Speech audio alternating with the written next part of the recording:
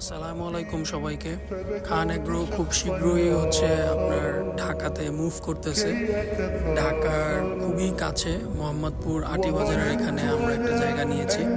তো এই জায়গাতে এখন কাজ কাজ চলতেছে। আমরা ঘরের কাজ খুব শীঘ্রই শেষ করে ফেলতে পারবো হোপফুলি।